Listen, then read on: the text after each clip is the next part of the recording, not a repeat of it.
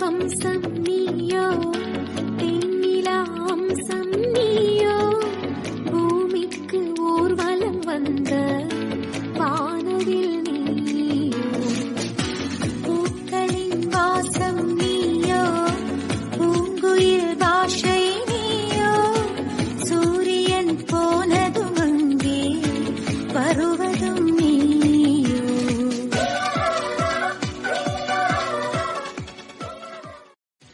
தேவதை வம்சம்